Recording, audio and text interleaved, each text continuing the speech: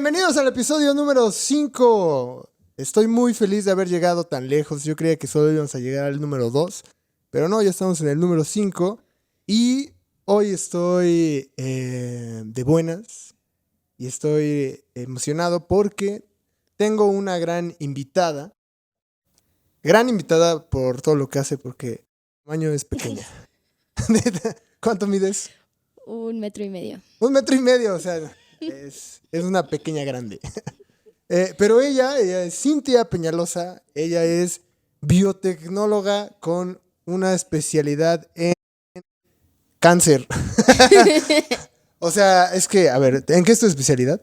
Bueno, estoy especializada en diagnóstico molecular, biología molecular, pero durante los últimos 2 años he trabajado solo con cáncer. Con cáncer. Está especializada en cáncer y aparte está haciendo una maestría en más cáncer, ¿verdad?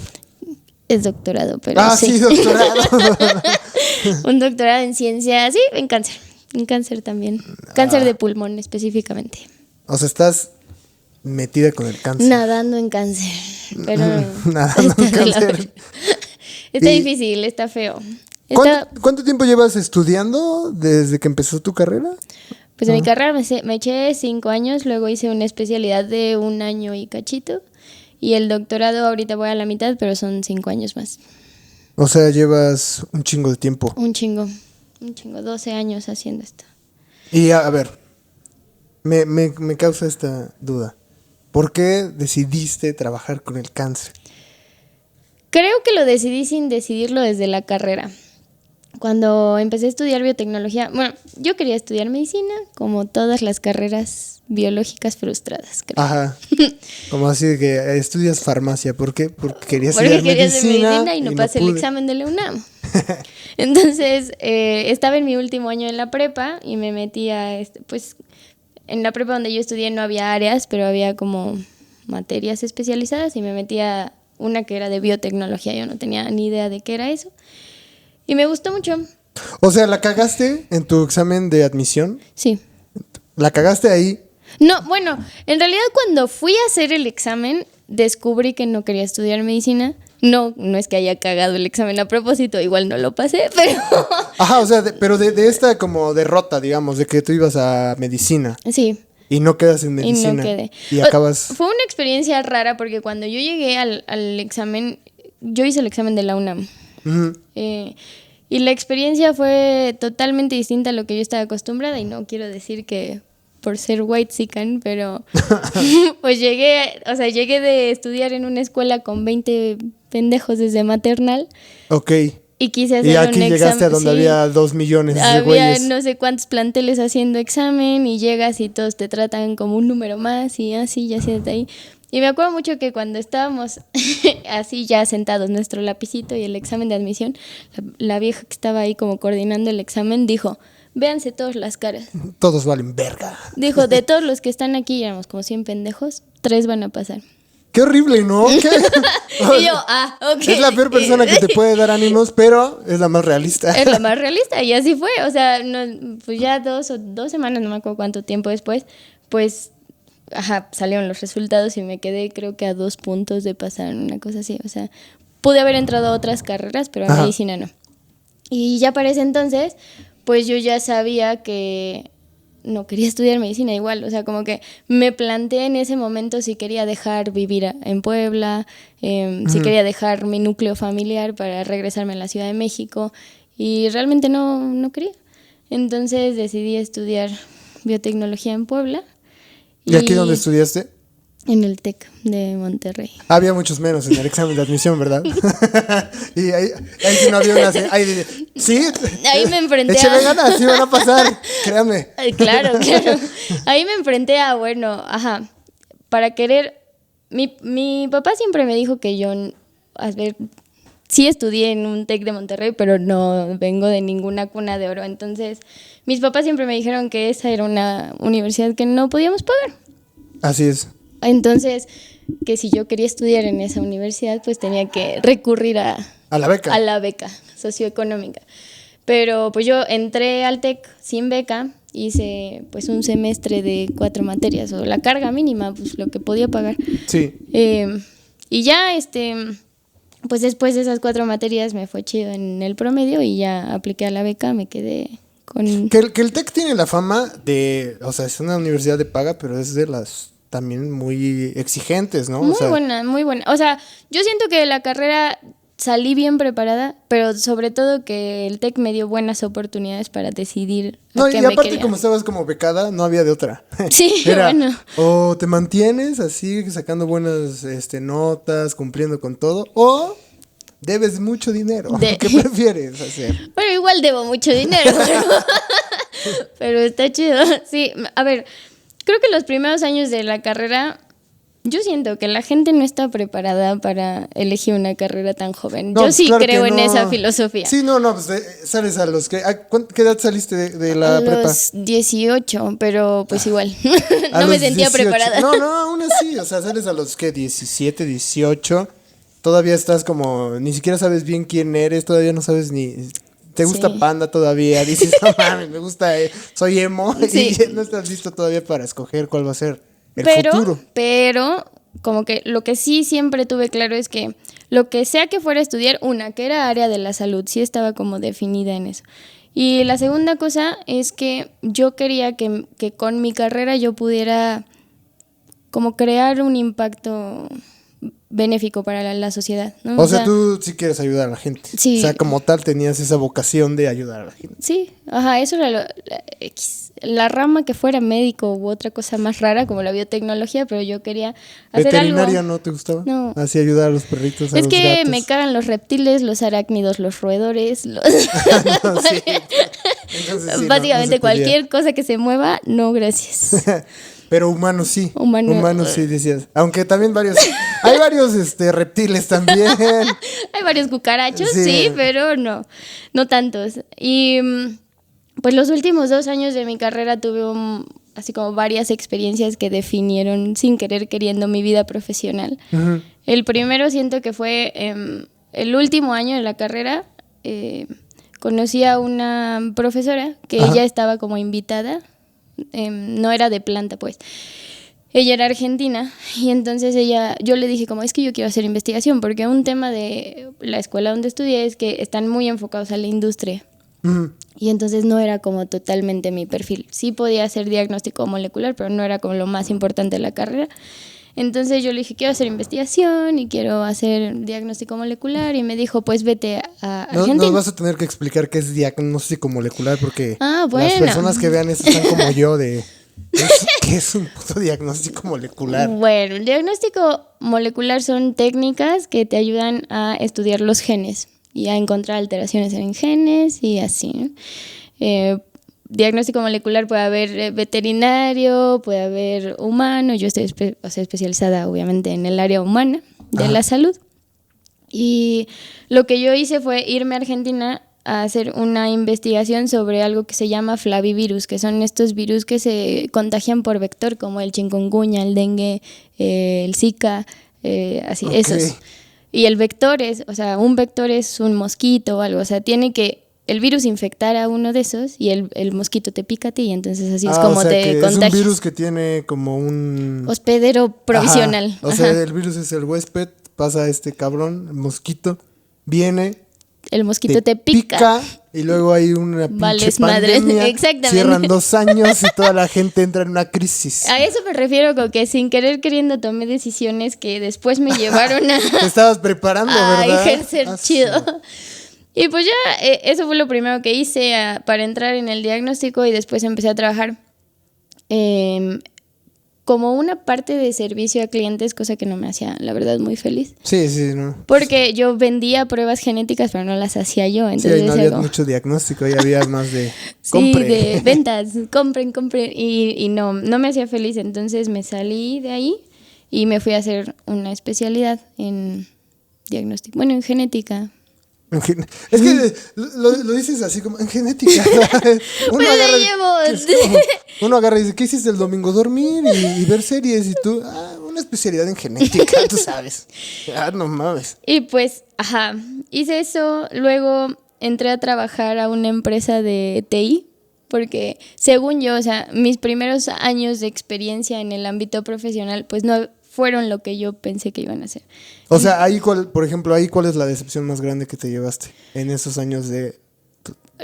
Pues los primeros 2 años fue pues que yo me quería acercar al mundo de diagnóstico y que entré a trabajar a una empresa en donde yo sabía que hacían diagnóstico y yo literalmente lo señalé. Yo quiero hacer diagnósticos. Yo quiero hacer eso. diagnóstico aquí, o sea, porque literalmente eso fue lo que dije. Entonces cuando me llegó la oportunidad de hacer la entrevista dije, mami, todo me está saliendo bien en la vida, qué fácil, qué... Se logró. Ajá, y pues entré a trabajar a un horario godín, a un escritorio godín, no me puse una bata en 2 años y fue bien triste.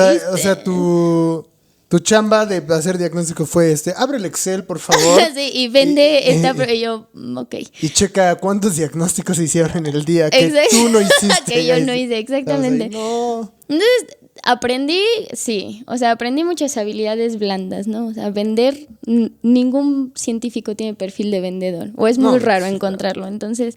Bueno, pues... Es como todo lo contrario, el científico está metido ahí como en su laboratorio y acá y el vendedor es un güey que está de puerta en puerta. Exacto, entonces pues algo le aprendí pero no me hacía feliz y yo siempre sí tengo mucho esta onda de hacer proyectos y luego llegaremos a la parte de qué risa la comedia. Pero hacer cosas nuevas a mí me llama, no me puedo estar como en un solo lugar, entonces... pues no me hacía feliz y yo dije, no, ya, adiós. Me fui a hacer la especialidad, pero pues obviamente de estudiar no comes. Entonces... ahí también tenías beca. No, esa sí lo pagué yo. Tú dijiste ya con lo que generé vendiendo. Aquí vendiendo estas chingaderas, voy a pagar ahora mi especialidad. Ajá. Bueno, ya se me acabó el dinero y empecé a trabajar en una empresa de TI de algo que se llama Project Management. Ok. Entonces, algo que claramente yo no sé manejar, no tengo las herramientas, no era mi área de conocimiento, pero era una empresa bioinformática y mi chamba era hacer pues la coordinación de proyectos de sitios de e-commerce. Entonces, o sea, sigues en las ventas. Era una mentada de madre. y entonces, cero diagnóstico. Exactamente. Y bueno, a la par había como un pequeño salvavidas porque yo empecé a dar clases casi desde que salí de la universidad. Entonces era de biotecnología, bueno, química, genética, toxicología. ¿De qué eran tus alumnos? Universitarios. Bueno. Sí. Sí, o sea, fue un reto porque pues ven a 1,5 metros. Sí, dice, oye, la niña de qué da clases. Entonces sí, eso fue difícil, pero eran, te digo, mis salvavidas para no entrar en depresión. Pero después de eso me corrieron de mi trabajo pues porque claramente no sabía hacerlo. Del project management. Ajá, y me quedé con mi bonito sueldo de maestra de 80 pesos la hora. Entonces... sí, estaba difícil. Fue peor que estar becada.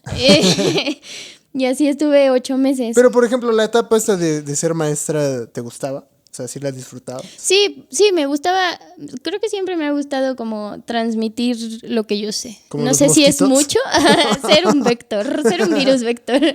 No, o sea, no sabía si era mucho o poco lo que yo les podía, porque yo le daba clases a una escuela de ciencias forenses. O sea, mis materias eran las más aburridas. Era como, química, yo quiero aprender a matar a alguien. Y yo, pero primero. Entonces... fue difícil, sí aprendí, sí me gustaba mucho y me gustaba como convivir con chavos. O sea, igual yo estaba chava. Sí, porque ¿cuántos años tenías ahí? Como 25 y esos güeyes tenían, algunos seguros ya tenía 22. Sí, seguro. Y alguno era un quedado que ya tenía 31, entonces... Sí, porque también me tocó dar clases a maestría y pues eran más grandes que yo. Sí. Estuvo ¿Y cómo asumías? difícil. ¿No tenías ahí como pedos de que sí te miraban así como, ¿cómo nos vas a enseñar tú? Sí.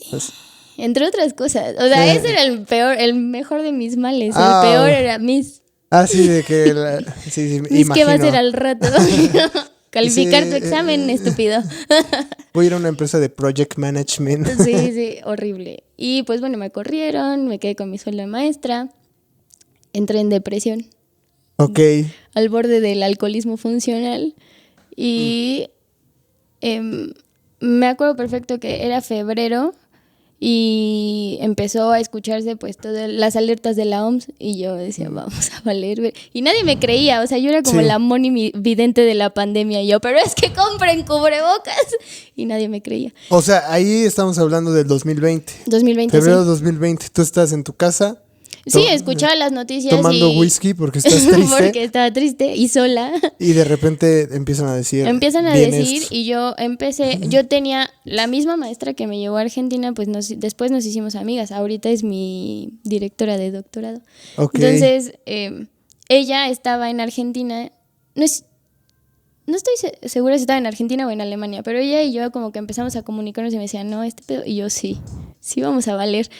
Y me acuerdo perfecto que el último día que di clases, les dije, pero no tomen esto en saco roto, o sea, ya declararon emergencia internacional. Ay, la maestra ya diciendo sus mamadas. Ajá, y es así de, ahí está, sí, ya que... Y yo, pero compren, porque yo les decía, vayan a las ferreterías y compren los cubrebocas de pintura. No los cubrebocas azules, esas madres no van a servir, así, los de concha. Sí. Y todos me decían, Simón, Y bueno, a la par que eso estaba sucediendo, yo empecé a entrar en pláticas con un laboratorio para hacer un proyecto en una universidad. Okay. Como que la idea era hacer un centro de entrenamiento para estudiantes que maquilaran pruebas o sea, que ellos aprendieran técnicas de biología molecular, pero a la vez al laboratorio le maquilaran una parte del proceso. Entonces era como... Es un proyecto cool. Esto sucede mientras la pandemia está apenas por comenzar. Uh-huh. Entonces tú le dices a tus alumnos, hey, aguas, pero ya me voy porque voy a ir a trabajar en este proyecto. Entonces dejé de dar clases, me contratan en el laboratorio. Uh-huh. Y me contrataron un 18 de febrero. 2 semanas después. Lo tiene muy grabado así. Claro, porque para mí fue muy impactante. 2 semanas después de que entré, declararon emergencia internacional, la OMS. Y cuando eso sucede, lo primero que hacen como estrategia de contingencia es cerrar las escuelas. Entonces yo dije, no, ya me van a correr otra vez, porque el proyecto que específicamente yo iba a hacer se iba a caer porque las universidades cerraron. Entonces... pues eso pasó y un día mi jefe nos pregunta a mi jefa, yo tengo 2 jefes, entonces a mi jefa directa y a mí, si podíamos, o si creíamos factible hacer la prueba de COVID adentro del laboratorio. Oh, ok, entonces te cambiaron la jugada. Ajá, y yo dije, claro que podemos. Yo ni idea de qué virus, de cómo se hace. Y yo, pero sí, por supuesto que vamos a poder, porque si no me va a dar hambre en medio de una pandemia y no va a estar padre. Entonces, y con tu alcoholismo funcional. No, ya cuando entré a trabajar, es que, mira, yo creo que yo soy una mujer que no puede estar ni de ama de casa ni desempleada. O sea, necesitas estar haciendo algo, necesitas estar creando, desarrollando algo. Sí, y en mi casa pues no veía, estaba completamente sola, porque pues sí, en ese momento vivía sola. Ok. Y Y te ganaba la ansiedad y te echabas tus cubas. Sí. Y aparte de que estabas triste de que no habías hecho ninguno de tus, ¿cómo se llamaban? Tus investigaciones, se me olvidó el nombre. Tus diagnósticos. Llevaba 2 años sin diagnósticos. Entonces, pues ya dije que sí. Y pues yo traía la noción de cómo se hacía. Una, porque México está preparado para enfrentar pandemias de ese tipo por el brote de influenza. Uh-huh. En ese momento estábamos preparados. Los hospitales tenían este flujo de trabajo. Pero nos enfrentábamos todos a nivel mundial a lo desconocido, a no saber cómo se contagiaba, qué hacía. Sí, nada, ¿no? Es como está llegando. Y estaba avanzando muy rápido, o sea, no sabíamos bien cómo proceder. Entonces fue un pedo de 2 semanas en los que adaptamos hospitales, adaptamos el laboratorio para hacer una prueba. O sea, ¿traías idea básica de cómo se podía hacer la prueba? Pues, pero dijiste, pues, básicamente sé la teoría, pero nunca me he enfrentado a una pandemia. ¿Y no te daba miedo, o sea, como no desarrollar nunca la prueba? Pues yo tenía mucha presión por todos lados. 1, de que no saliera. 2, de que estaba asumiendo la responsabilidad de que iba a entrar a un flujo hospitalario y que no podía ver a mis papás, que no podía ver a mis hermanos. Sí, que te ibas a aislar completamente, ajá, ¿no? Y que estaba sola, porque en ese momento mi entonces novio, ni siquiera prometido, no vivía aquí. Entonces y también me imagino que ahí a ver, ¿Ahí había contacto con el virus o todavía no? O sea, en los laboratorios. Durante las primeras 2 semanas que montamos nosotros como nuestro flujo de trabajo, no. Ok. O sea, nosotros llegamos, o sea, digo no justo a tiempo porque eso suena feo, pero montamos todo y nosotros recibimos al paciente cero en Puebla. O sea, el señor se hospitalizó en un hospital. y luego llegó a nosotros y nosotros estuvimos monitoreando su enfermedad. Pero no lo tenías tan de cerca, ¿o sí? No, yo nunca tuve contacto con... Decía, no te daba miedo pacientes. así que el señor dijera, buenos días. Y, No, porque yo, o sea, yo no estoy yo no paso visita ni nada. Yo trataba con las muestras. Pero solo estabas checando cómo evolucionaba la enfermedad y todo esto. ¿Y qué le pasó a ese señor? No, ¿Lo logró? sí, lo logró. Ah, ok. Creo. Hubiera sido un mal momento. Y entonces, pues ya empezamos a hacer las pruebas con un aumento de volumen estúpido. O sea, la primera semana hicimos 2 pruebas. Y a la siguiente 10 y a la siguiente Pero ahí 20. cómo se dan cuenta que ya funcionaba. O sea, ¿qué pedo? ¿Cómo es este proceso? O sea, no hicimos el diseño de la prueba porque el diseño lo hicieron. Acuérdate que liberaron como el genoma.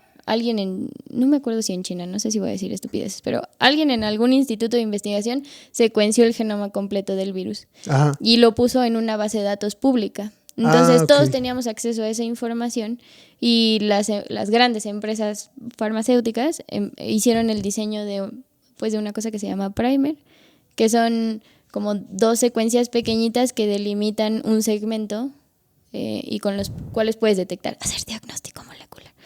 Entonces, nosotros compramos esas pruebas, las validamos, o sea, hicimos como pruebas con pacientes positivos, pacientes negativos, que funcionara bien y ya lo metimos al flujo de trabajo.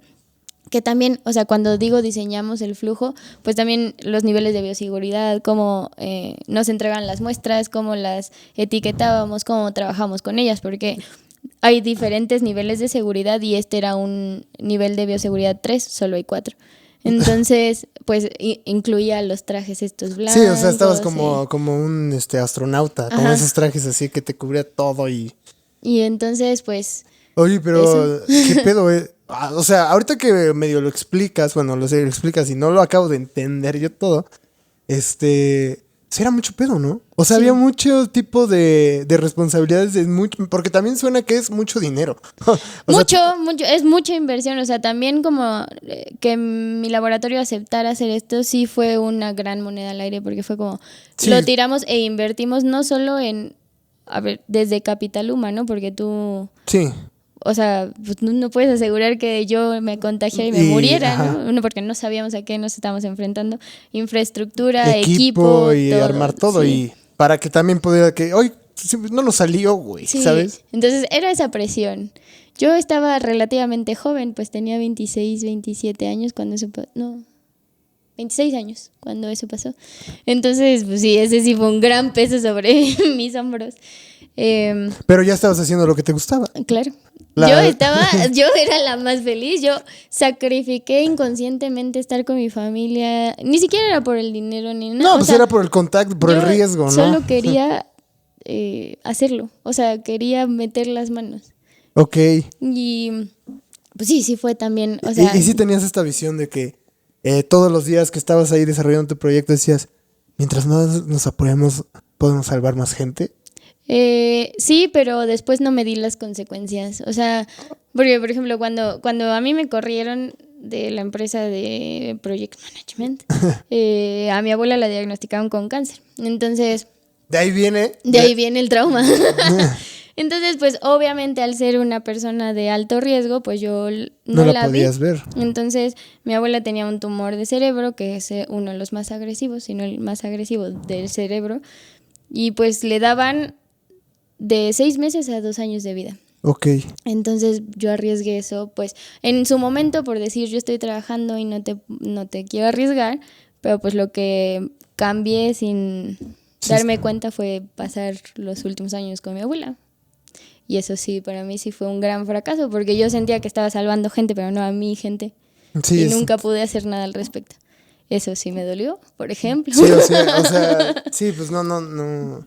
Pero tampoco controlabas la situación, ¿no? No, O sea, no no. sabías. No, pues no. Pero tú ya habías tomado el proyecto y no sabías lo del cáncer de tu abuela. No, sí lo sabía. Pero no sabía sabías que te ibas cómo a... iba a Ajá, y desarrollarse. no sabías que te tenías que encerrar totalmente, así de Sí, exacto. puro Skype, ¿no? Claro, porque cuando empezamos a hacerlo dijimos como va a ser una influenza, Ajá, 2 meses y la libramos. Todos pensábamos que esa madre duraba 15 días, ¿sabes? Que era de que, bueno, y ves que luego era como una gripa, entonces ya no va a haber tanto pedo. Los Tapsini estás del otro lado y de repente, Sí, ni de uf. pedo que lleváramos 3 años y en lo mismo. No, sí.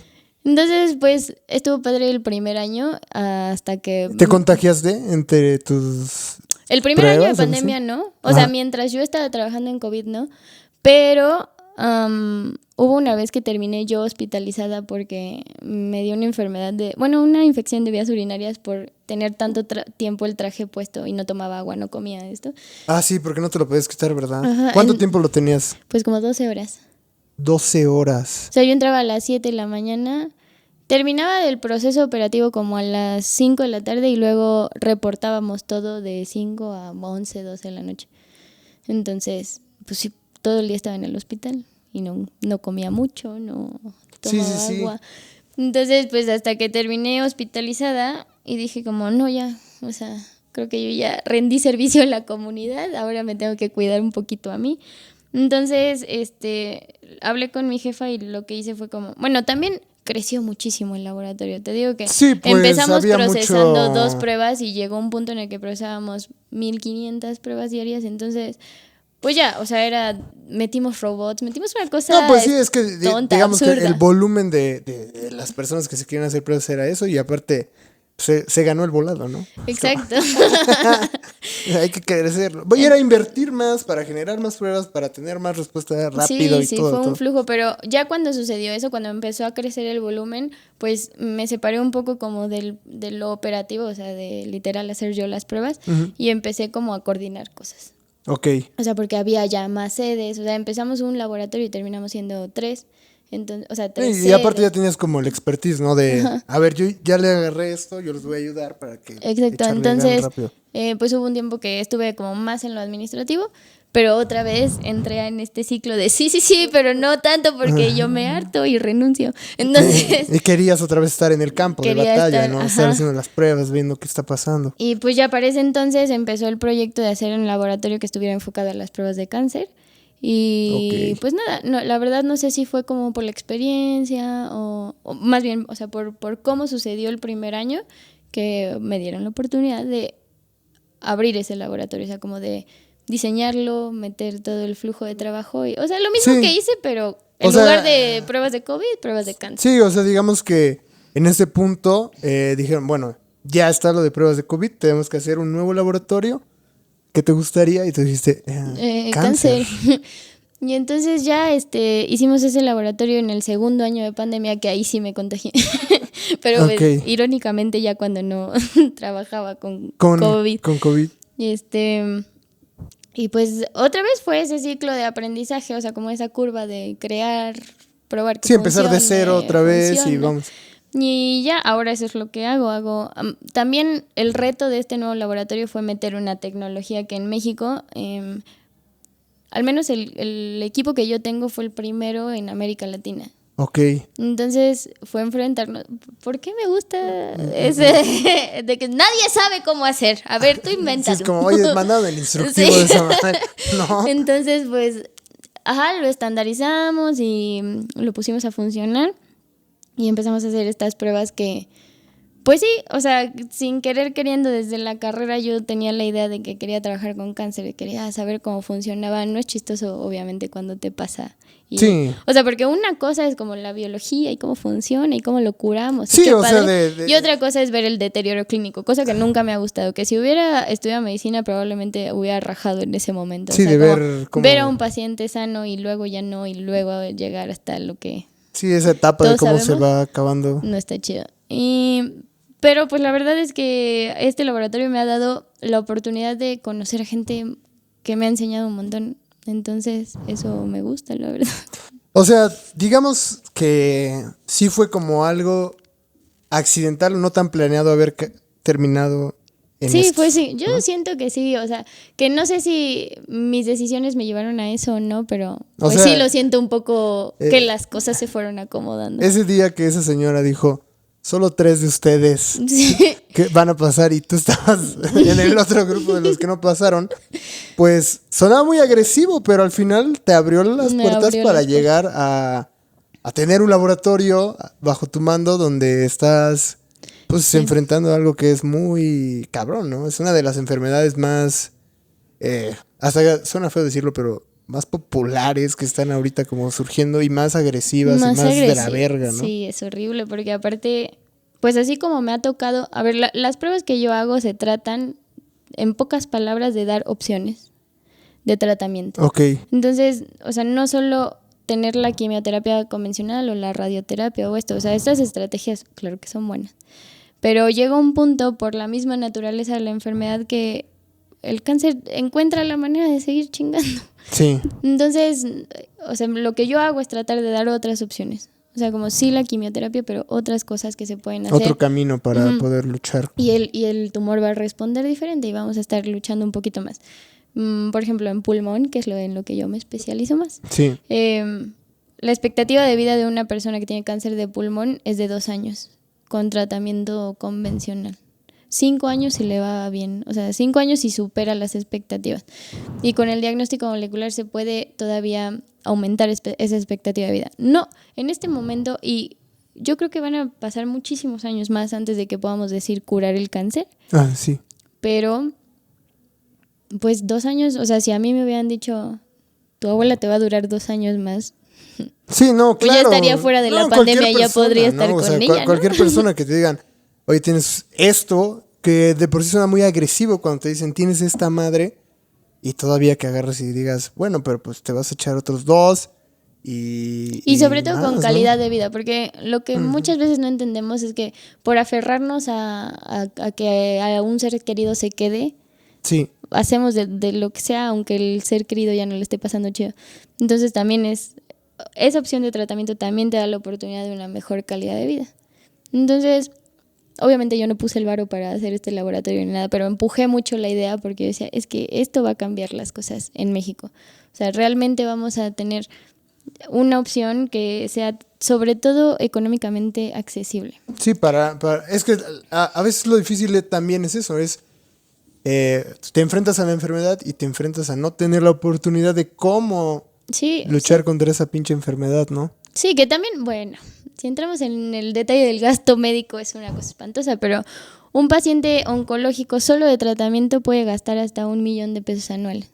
No mames. Entonces, y todavía meterle estudios cada cierto tiempo como, a ver, yo sé que los estudios de imagen, pues ahí están, se tienen que hacer, pero que sean tan caros es lo que me parece una reverenda... Sí.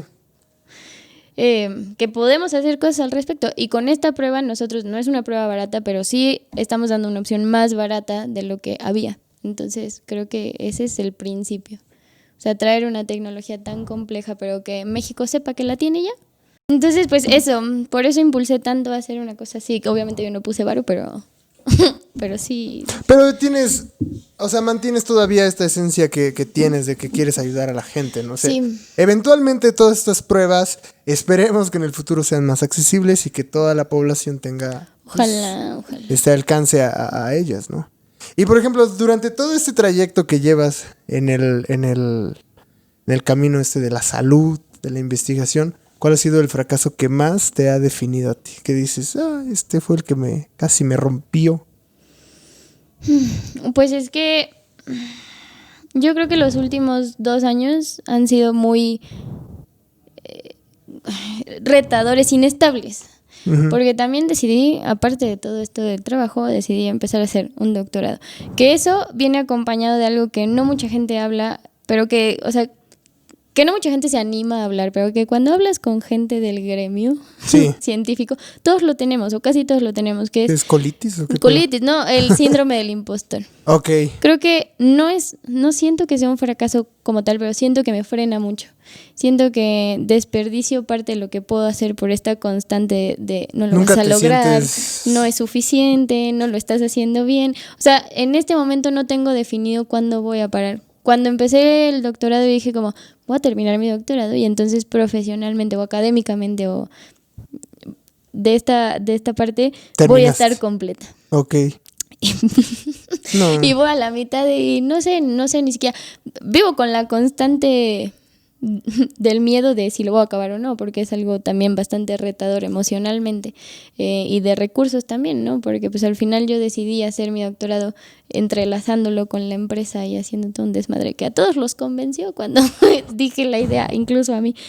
Pero pues ahorita sí me está quebrando porque vivo como un alma fragmentada de que lo que quiero hacer, lo que me gusta, ya no sé si el doctorado me gusta o no me gusta, o me estoy empujando a hacerlo pues porque ya lo empecé, no sé. O sea, sí estás en un momento ahorita donde a lo mejor estás como perdiendo el rumbo, bueno, a la deriva, ¿no? Claro, no es que no me guste lo que hago, no es que no crea en el doctorado que planteé, porque estoy haciendo un doctorado que es 100% aplicado. O sea, yo planteé un trabajo con un cronograma de trabajo a 5 años y entonces al final tengo que entregar mi tesis probando que sí lo hice. Eso es todo. Okay. O sea, clases llevé 3 obligatorias y ya el resto todo es aplicado.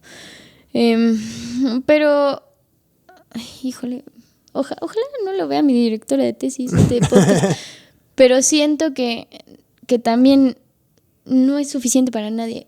Algo de la academia que sucede mucho es que siempre te quieren encontrar el error. Okay. Nunca te pueden decir como, sí, lo hiciste bien, te salió no pasa.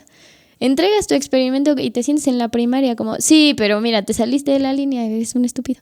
Okay. Entonces, y esa constante de que no te puedan decir que las cosas están bien, hunde. O sea, ya llega un momento en el que pierdes la motivación. Sí, o sea, traes el problema, digamos, de que nunca te aceptan que estás haciendo un buen trabajo y aparte llegas a tu casa tú y te ves y dices, no estás haciendo un buen trabajo, güey. Sí. Y aparte, pues, con todo lo que conlleva la investigación, porque por un experimento que te salga bien hay 20 que no te salieron. Sí. Entonces, son días y semanas en las que no, o sea, que de verdad lo estás intentando y no sale nada. Sí, donde todo eso, o sea, digamos que si avanzaste hasta este punto, agarras y dices, no, sirvió todo esto a la mierda y es reempezar todo, ¿no? Sí, entonces, eso para mí creo que no me ha pasado, pero creo que no terminar el doctorado sería un fracaso importante para mí. Pues esperemos que no, esperemos que no pase. Pero a ver, ¿cómo estás luchando contra esto? Estás en un momento crítico, o sea, por lo que dices, sí estás ahorita como así, a punto de estallar. ¿Cómo le estás haciendo? ¿Cuál es tu Siento momento? Que para lograr cualquier meta tienes que tienes que dividir, segmentar las acciones en metas muy claras, en metas muy chiquitas. O sea, porque cuando empiezas a ver tan a largo plazo, porque para mí 5 años, o sea, es mucho tiempo para lograr una meta concreta, pero para que puedas llegar ahí tienes que trazar escalonadamente metas muy cortas. Pasito por pasito, ya llegué acá y va. Esos respiritos que te digan, ya llegué, ya, ok, lo que sigue. Y también aprendí a conocerme mis límites. O sea, yo sé que que tampoco está bien. No creo en esa filosofía de que si no sufres no te lo mereces. No lo creo. Ok. No creo que sea así, pero aprendes eso. Aprendes hasta dónde vas a aguantar. O sea, yo en este momento tengo muy claro qué es lo que ya no voy a tolerar. No siento que sea experta en todo, ni que no pueda tener alguien que sepa más que yo, pero sí emocionalmente saber así como, hey. Sí. Y siento que es importante tener límites, definirlos y respetarlos. Sí. Porque en ese momento es como yo siento que es como una base del amor propio, ¿sabes? De decir, oye, ya no me estás chingando, güey, hasta ahí lo dejo. Y tú también, ¿no? Decir, güey, yo me estoy haciendo mucho daño con esto, mejor aquí le paro y vámonos por otro lado, ¿no? Y al menos en el ambiente científico académico sucede mucho. Ha de haber mucho mamador, ¿verdad? Exacto, y siempre, o sea, lo que sucede es que hay un director y hay un grupo de chichincles. Entonces el director es la palabra suprema y todos los demás. Sí, lo que diga él son todos, sí. Y no es así, o sea, al final del día algo que me queda muy claro en este momento es que mi directora y yo somos 2 humanos, o sea, sí, que cometen errores y se equivocan y todo. Ella se puede equivocar y tal vez tenga más conocimiento duro que yo, sí, pero hay otras cosas más de empatía humana que hay que aprender a integrar en cualquier industria, en la académica, en la profesional. Si usted es director, no sea un imbécil. Es lo que queremos decir. No sea un estúpido. Trata con gente. No son robots. No somos robots. No son chat GPT. Son personas que sienten. Sí, eso. Y que, pues no sé, también algo que me ha tocado lidiar mucho es que como mujeres en la ciencia hay otros retos. Claro. Y entonces es como, a mí me lo han dicho tal cual, como cuando me casé, me dijeron es que tú vas a dejar de lado tu carrera científica porque ya eres ama de casa. Y porque vas a ver por tu familia primero. Y es como, ¿y por? Entonces tenían este referente de que las mujeres exitosas han dejado todo de lado por dedicarse a su carrera. Sí. Y no siento que o sea, deba te de ser topaste con... Te apareció el sí, machismo. Sí, pero Hola. por mujeres, porque en su mayoría yo trabajo con mujeres. O sea, tus compañeras te decían, uy, no, ya que te casaste, uy, no te va a dar Sí. tiempo de venir, tienes que estar Sí, o sea, cocinando. y el, ¿sí vas a llegar a la fecha de entrega o vas a estar planeando tu boda? O, ¿sí vas a entregar esto o es más importante verlo de... Y de compañeras, o sea. Claro, sí, de compañeras, de amigas, ¿Qué, de qué, colegas. qué de la verga es eso, no? O sea, porque cuando estás en un pedo de compañerismo es como, o te he hecho la mano, o qué pedo, cómo vas, cómo te sientes, a ver qué está pasando. Y no es totalmente lo contrario, ¿no? Sí, y pues en ese punto, pues la verdad sí aprendí a delegar y a descansar y a saber que sí tengo una meta que quiero cumplir, pero no pasa nada si no es en el tiempo que yo dije que iba a suceder, ¿sabes? O sea, como creo que así como chingarle y desvelarte y hacer 1000 experimentos también es súper válido y necesario el Descansar y desconectarte y olvidarte un poco de eso y mandar a la verga a tu director. No es cierto. No es cierto, olvídelo. Entonces, sí, o sea, sí me siento, o sí me he sentido muy frustrada por eso, por tener que elegir, que no creo que tenga que elegir. No. A ver, y aquí estoy escuchando así tu vida y yo ya me siento presionado, ¿sabes? Entonces, ¿Ya tienes hijos? Te casaste, tienes la vida así de con tu esposo, Sí. tienes tu laboratorio, estás haciendo tu maestría. Doctorado. Doctorado otra vez, perdón. ¿Y cómo se te ocurre la grandiosa idea de ahora empezar a hacer comedia? Porque estoy fragmentada, porque nunca es suficiente para mí. Este fue con otro dilema y creo que es ya más de conocimiento personal. Creo que a lo largo de toda mi vida, si tú lo ves desde afuera, dices eso. Muchas veces escucho sus comentarios de que es que ya lo hiciste todo, ya cállate, ya siéntate. Pero pues también lo hice mucho a costa de hacer lo que los demás querían o esperaban de mí. O sea, que fuera una buena estudiante porque mis papás estaban pagando una universidad muy cara y no me podía dar el lujo de cagarla. Sí. Que después de eso tenía que empezar a trabajar porque le debía a la universidad muy cara que mis papás me hicieron paro, pero yo tenía que poner de mi parte.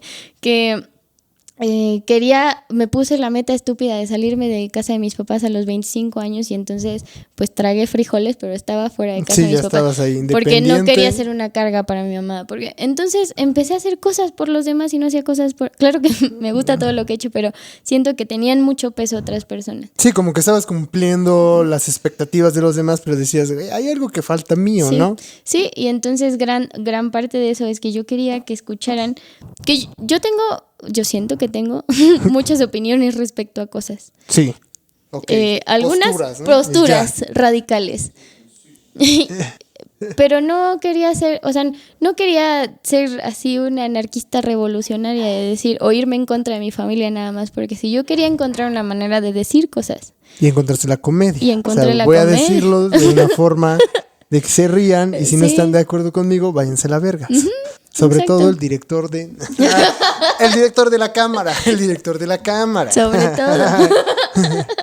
Entonces sí, encontré esta forma que aparte es un reto diferente porque vuelvo a lo mismo, hay ciertas habilidades que personas tienen y que yo no sabía que yo tenía. ¿Sabes? Okay. O sea, como los huevos de pararme enfrente del público y sobre todo vencer el miedo de qué pasa si no se ríen, porque eso era mi sentimiento al principio, era como, ¿y qué vas a hacer el día de que alguien no se ría de ti? ¿Qué va a pasar? ¿Tu postura cambia? No. O sea, porque lo que yo tenía que decir es lo que creo. Sí. Entonces, al final creo que la bondad, me gusta verlo así como una bondad que tiene la comedia o el stand-up, es eso, es desarrollar tus posturas, defenderlas, y al final no, la gente no está obligada en estar de acuerdo contigo, y si no, yo creo que lo más maduro es darse la mano, y si quieren no te escuchan, y ya, pero no tampoco tienes que voltearte, ¿no? Como, ay, te voy a decir lo que quieres escuchar. Lo que quieres no. escuchar, exacto. Y principalmente eso, creo que nunca he sido una persona que dice lo que los demás quieren escuchar, pero sí una persona que se calló muchas cosas. Y o sea, entonces, que prefería el silencio a decir la opinión contraria. Entonces ahorita encontré esa manera y encontré pues otras bondades de la comedia. O sea, como, híjole, pues... no sé cuáles son las bondades que encontraste. También encontré una, o sea, ahorita que... Desvelarte mucho. Desvelarme un montón. No, encontré gente muy diversa a mi opinión y a mi perspectiva de las cosas. Entonces me abrió mucho el panorama para otros aspectos de mi vida. O sea, no solo la comedia, no solo mi vida profesional, sino como en general decir como, es que hay más de lo que tú estás viendo. Sí, creo que eso también está chido, cuando ya encuentras los otros puntos de vista y a veces chocas, ¿no? Sí. Y a veces dices, puta madre. Y también me casé mucho con este estereotipo de decir, eres una persona de ciencia, tienes que estar serio y a no decir estupideces, porque la gente te tiene que tomar en serio, tiene que... Y aquí rompes. Ajá, todo y al eso, final es como, y si tengo algo chistoso que decir, porque es chistoso y porque no solo soy mi vida No, profesional. y algo que creo que haces, que se vuelve muy interesante en la comedia que has hecho, es que tocas temas que tienen que ver con lo que estás viviendo, ¿no? Y hay cosas como esto de los diagnósticos, cosas ahí que sí llegan a aparecer en tus minutos de comedia, y eso lo vuelve más interesante, porque al final es eso, estás llevando tu vida, tu mundo, lo que estás viviendo a las demás personas y dicen, ay, güey, yo no sabía que eso existía. Eso, y también, cuando empezamos a hablar me dijiste, pero define qué es diagnóstico. A mí me pasa mucho eso, o sea, como estoy tan encerrada en lo que yo sé y así, y es tan específico y tan... Sí, como técnico, ajá, ¿no? que la gente no habla conmigo. Entonces... También quiere atención. Exacto, quiero atención de algo. No, pero... Todos los comediantes queremos atención. Sí, pero también aprender a decir las cosas difíciles de la manera que otras personas lo entiendan. Y entonces, así, lo que dices, For dummies. como, bueno, es que yo quiero hablar de la salud pública o de la salud privada o de la experiencia en los médicos, porque al final del día todos tenemos dudas, o sea, eso. Pero yo decía como, yo tengo algo que decir, algo que tal vez sea interesante para ti, pero quiero decirlo de manera que no te voltees a los 5 minutos y de ahí, ya qué hueva con tu ciencia, bye. Creo que lo interesante de esto de la comedia y del stand-up es que puedes tú generar ese diálogo, ¿sabes? Tú empiezas ahí. O sea, a veces sí lo voy a decir de una forma muy mamadora, pero cuando estás en el escenario tú tienes el poder de decir, vamos a hablar de esto. Sí. Y aquí está. Y ya luego la gente puede decir, ay, me gustó, pero fíjate que eso, fíjate eso. O la gente dice, estás bien pendejo. No pasa, o sea, yo creo que no tiene que escalar a más, ¿sabes? Solo son opiniones. Claro. Pero el tener el poder de exponer el punto es algo que está muy, muy cabrón de la comedia. Bueno, yo he tratado de no ser muy polémica ni ofensiva aún, pero sí me ha dado un espacio para decir cosas que yo quiero decir. Y también, a ver, no solo de cosas científicas, o sea, de plantear mi postura respecto a ciertas cosas. Y me ha dado como incluso la oportunidad de conocerme. O sea, que hasta que lo dije en voz alta, así con estructura para hacer reír, pero, o sea, hasta que lo dije... Dijiste, no mames, yo estoy diciendo eso. ¿Sí? Sueno como mis amigas machistas. Y todavía no te vas a casar. Entonces sí, me dio aire para ser un poco más libre en mi personalidad. ¿Y crees que ese ejercicio de la comedia está ayudando para tu otra labor? Para tus demás, te dé como cierto desfogue para que te relajes un poco y saques toda esa energía que estás ahí y aquí. Sí, porque yo tenía esta mala tendencia a tomármelo todo demasiado en serio, o sea, como, pero es que tiene que salir, no estoy diciendo que no tenga que salir bien, porque hay vidas de por medio, pero yo decía como, es que esto tiene que ser así, si no está siendo así, todos son estúpidos, entonces yo tenía eso. Y después dije como, bueno, hay varias formas de decir las cosas, porque pasa mucho también en la comedia que todos hablan de baños públicos y todos tienen una perspectiva diferente.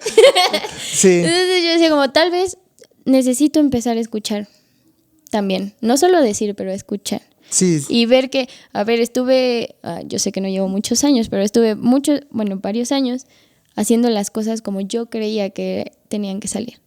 Entonces, cuando no fueron así, yo me frustré y dije como... Y después me di cuenta que no pasa nada, que incluso a veces es más poderoso que alguien te dé retroalimentación y te diga otra manera de hacer las cosas. Y como integrarlo, como trabajar en equipo, esto. Sí, es que algo que creo que también lo acabas de tocar bien, en la comedia te expones de buena forma a la apertura, al escuchar decir, no, yo no soy el dueño de la verdad absoluta, ¿verdad? Porque no soy el único cabrón en la tierra, porque de repente uno cree que lo que él dice es palabra, ¿no? Y eso ayuda mucho. Yo creo que eso enriquece mucho como persona. Sí. Y ya lo puedes replicar a tus demás labores, ¿no? Sí. Sabes que a lo mejor tu director debería de hacer comedia, ¿no? Para relajarse un poco. El director de cámara. ¡Guau! Es chistosísimo este muchacho. Una comedia brutal. Y por ejemplo, ahora que estás entrando en esta nueva faceta de la comedia, cómo definirías tú que has fracasado en la comedia? Pues para empezar todos los días. Porque o al menos a mí me pasó, llegas de una vida aparentemente exitosa o no tan difícil de suceder, o esta percepción de que te digo, las cosas se acomodan y así. Sí. Y a pesar de que en la comedia me he topado gente muy chida, gente que me ha ayudado, gente que me ha dicho, se hace así. También hay gente del retadora, otro lado, ¿no? Hay gente que es exactamente la misma situación, gente que no te puede decir, jaja, qué chistosa estuviste, ¿sabes? Gente que siempre te va a decir, es que como le que no falta tu retroalimente, rutina, ¿no? es que, ajá. Que solo es así, entonces, oye, estás de la verga, pero no es como, a ver, güey, como que la cagaste aquí, pero si le das una vuelta aquí a lo mejor sale. No es una crítica constructiva, solo es una crítica por joder y por decirte que no eres bueno. Eso a mí me pesa mucho, porque a mí me importa mucho la opinión de los demás. Está mal, igual a veces, no sé, pero... es que, o sea, no, yo creo que, mira, en este ramo de la comedia, obviamente sí importa la opinión de los demás, porque lo estás haciendo para los demás, o sea... Exacto. Sí lo hablas desde tu punto de vista y lo sacas, pero cuando la gente dice, no eres gracioso, sí duele, y sí agarras y dices... Puta madre, no mames, si me hubiera quedado ahí en mi trabajo de godín, Exactamente, mucho de mi pensamiento ahora del síndrome del impostor de la comedia es como, si me hubiera quedado en mi laboratorio pipeteando, ¿yo qué necesidad tengo de estar escuchando? ¿Qué necesidad tengo de venir al McCarthy's a las 7 de la noche a que me griten? Eso, o sea, a ver... Como no soy una figura pública, pero como cualquier persona que se sube a un escenario y agarra un micrófono y se atreve a decir algo, está expuesto a la crítica. Pero también está expuesto a que te jodan o a que te quieran fregar o a que te digan que no. Eso es lo más difícil. Y aparte es constante. O sea, porque siento que la comedia es un lugar donde no tampoco vas a estar nunca en el pico supremo de decir, ya nadie me va a enseñar nunca a hacer comedia porque yo lo sé hacer todo. No pasa. Entonces siempre estás como en este ciclo, en esta curva de aprendizaje, y a veces lo que te cae un día... Sí, en otro día no cae. Y entonces dices, ¿qué hice mal? Pero si lo dije igual que hace 2 días. Entonces, creo que con el tiempo vas a agarrar un poder. Yo creo que es un poder que vas desarrollando como comediante de hacerte una piel más gruesa. Entonces ya como que... de repente ves que hay un chingo de circunstancias que no controlas y te dicen, güey, no estuvo... estuvo horrible, cabrón. Sí, güey, porque yo no puse la licuadora, güey. Llevas 5 putos... ¿Quién está pidiendo licuados a las 9 de la noche, no? Todo el tiempo. O el audio se escucha... Dices, güey, o sea, le intenté, lo hice lo mejor que pude, pero... Cabrón, o sea, también ayúdenme, ¿no? Un poquito con esas cosas. Igual... Para mí la palabra fracaso pesa o sea, es demasiado pesada, porque no siento que en algún punto tampoco vayas a tener un fracaso absoluto. Porque siempre que tengas un aprendizaje, para mí no es fracasar por completo. O sea, sí te vas a sentir mal, sí la vas a pasar feo un ratito, pero no es un fracaso absoluto porque algo tienes que aprender, sí, es algo tomar, ¿no? tienes que sacar. Sea, lo interesante del fracaso es que no te quedes ahí establecido, es como que digas, ¿qué pasó? A ver, ok, la cagué aquí, lo hice mal de esta forma y bueno, es como reconvertir, ¿no? Y hacer esto. Igual parte de lo que siento muy difícil es como, nunca he sido una persona a la que yo me autodenomine como extrovertida, me cuesta mucho trabajo hacer amigos, por ejemplo, o sea, como confiar en la gente y decir, como, ah, sí, ven. Últimamente sí, porque mi esposo es amigo de todos los niños. Sí, tu esposo es terrible, es una persona así que habla con toda la gente. Habla con todos y es súper amable con todos. Yo sí era la de... Sí, la de mándalos a la ver. No, quiero jugar FIFA. Vengan a mi casa. Quiero jugar FIFA entonces, con 14 güeyes. Exacto, a mí me costó mucho trabajo eso. Y entonces entrar a un mundo de la comedia donde todos se conocen y tú eres el externo y entonces aparte te tienes que hacer el agradable. Para mí, eso es lo... O sea, no la... Lo mejor no es que no te hagas el agradable. Pero para mí... Yo sí creo que no puedes hacer las cosas completamente solo. O sea, yo creo que yo en ninguna etapa de mi vida lo he hecho sola. Yo siempre he tenido guías, gente que admiro y que me acerco a ellos. Entonces, y creo que en la comedia es igual. Si me acerco a la gente es porque quiero aprender cosas de ellos. Sí, te enriquecen sus puntos de vista y trabajar en equipo. Pero romper esa barrera de dejar de ser críticos no constructivos y ya empezar a entablar una relación normal de humanos, porque todos somos humanos, es lo complicado. Y por ejemplo, al día de hoy, ¿qué sería lo que tú consideras ya un fracaso total? O sea, si llegara a suceder esto es que ya fracasaste como tal. Damn. Es que la perspectiva del fracaso creo que ha cambiado a lo largo del tiempo para mí. O sea, al principio, por ejemplo, yo veía como un fracaso que no dedicarme a lo que estudié. Y ahorita me muero por dejar eso. No, o sea, por ejemplo, entonces para mí fracasar era como, a ver, si de aquí a tal año no te estás dedicando a lo que estudiaste, eres una estúpida. ¿Para qué estudiaste eso? Hubieras estudiado comunicación o cualquier cosa. O te hubieras casado antes, no sé. Esa era mi idea del fracaso.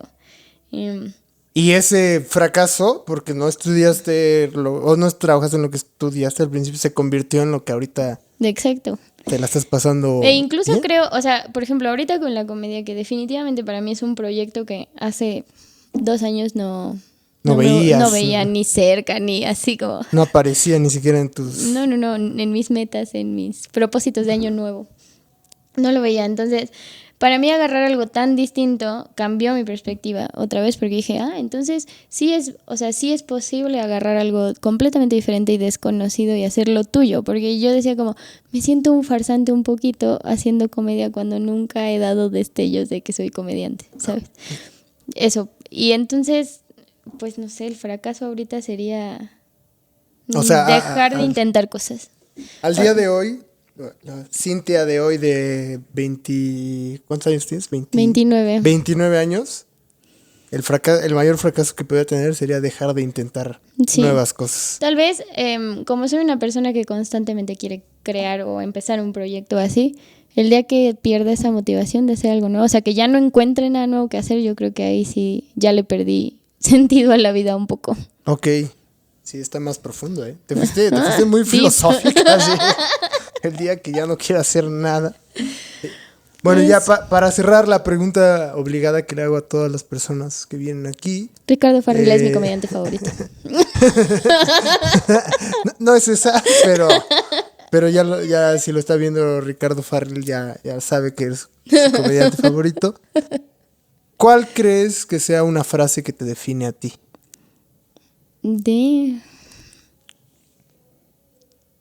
Frase que me define a mí. Ya, lo tengo. Cuando estés en un cuarto y tú seas la persona que más sabe en ese cuarto, te tienes que salir. Ok. Esa es la que me define, sí. Está buena. O sea, es como que buscas siempre enriquecerte. Sí. De los O sea, nadie demás. tiene la verdad absoluta, pero cuando sientas que la tengas, entonces ya nadie te está aportando nada, muévete un poquito. Ok. Sí está dura, porque una vez vi en un TikTok. Lo vi en un TikTok de un rapero que dice, cuando estás así, dice, aquí están tus amigos todos, hay veces que tienes que dejarlos atrás porque tú tienes que seguir creciendo. Y si ellos no crecen contigo, pues aunque duela, te tienes que despedir de todos ellos. No, eso sí está más. Eso está más cabrón. Eso está sad. Tú nada más, pero ¿qué tal si en el cuarto están todos tus amigos? Es que yo no digo que tengas que dejarlos atrás, pero sí creo que tienes Solo que cambiar salir. de perspectiva, de aires, de cosas. Ah, bueno, el rapero sí estaba más duro. Sí, deja a todos. No, pero es que a veces también, ¿no? O sea, a veces nos rodeamos de gente que no aporta mucho. Y estamos ahí así aferrados a la idea de que en algún eso momento sí. eso va a cambiar. No va a cambiar. Y no va a cambiar. Se llaman cacas. No voy a decir más. No voy a decir nombres. Pero bueno, muchas gracias por venir Gracias y a participar ti. en este proyecto podcast. Que para la gente que no sabe, su esposo es el que graba y edita. Es el güey detrás de la cámara. El que invita a jugar a 14 güeyes a su casa. Y ya tengo muchos más amigos gracias a él. Pero pues, muchas gracias. Si quieren seguirte en tus redes sociales. Esa Que es la esta pregunta. también es muy buena. Esa es muy buena. A ver, di Lo tus voy a redes intentar. sociales. De manera diferente. Es the.tinyscientist. Tiny de chiquita, scientist de científica y ya. Es un pedo escribir scientist. Yo buscaba Ay, The si les Scientist gusta de Coldplay. Coldplay. Y acababa escuchando la versión norteña. El científico. Pero bueno, ¿Ahí está? si quieren escuchar a Cintia en sus próximos shows, los vas a publicar ahí. Sí. Tal vez me acompañen shows en el futuro. Yo creo que sí. O tal vez yo la acompañe a ella. No sé. Es probable que sí. Y nada, pues muchas gracias por venir. Gracias a ti. Agradecemos a tu esposo que está ahí atrás. Ustedes no lo ven, pero yo sí lo estoy viendo. Y pues nada, muchas gracias por ver este episodio, el 5º episodio. Llegamos al 5º. Esperemos que tengamos el 6º. Y pues nada, denle like y suscríbanse. Todas esas cosas. Like, suscríbanse. Campanita, y comentario. Campanita, pongan ahí lo que quieran, la opinión que les dejó este episodio. Y recuerden que Fracasado es un lugar seguro para la gente insegura. Así que muchas gracias. Ay, me trabé.